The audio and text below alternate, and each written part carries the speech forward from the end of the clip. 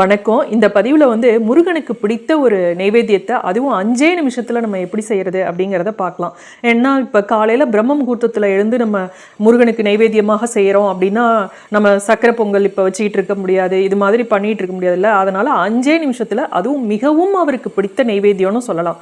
முருகன் வள்ளியை மனம் புரிந்த போது இந்த வள்ளியானவள் மலை குரத்தி அல்லவா, அப்போ அந்த மலைப்பகுதிகளில் விளையக்கூடிய தேன் திணை இதெல்லாம் தானே முருகனுக்கு தாய் வீட்டு சீதனமாக கொடுத்தாங்க.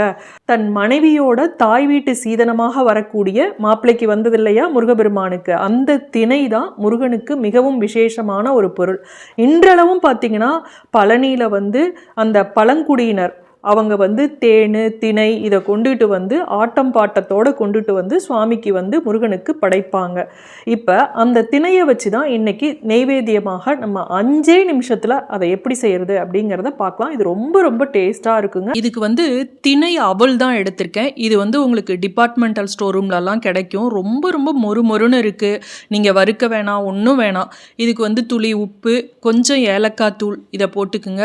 இதை நல்லா அப்படியே ஒரு சுத்து தான் சுற்றி மிக்சியில் எடுத்துட்டு லைட்டாக தண்ணி, பச்சை தண்ணி விட்டு தெளித்து அப்படியே நல்லா அப்படி பிடிச்சி வச்சு உதுத்து விட்டா உதிரணும். அந்த பதத்துக்கு இது பண்ணி இதை ஆவியில் வேக வச்சு எடுத்துக்கிட்டு நீங்கள் 5 நிமிஷம் கூட வேணாங்க, 2 நிமிஷம் வேந்தால் போதும் இந்த அவல். அதுக்கப்புறம் வெல்லமோ நாட்டு சர்க்கரையோ தேங்காய் இதை கலந்து எடுத்திங்கன்னா அவல் புட்டு, திணை புட்டு ரெடி.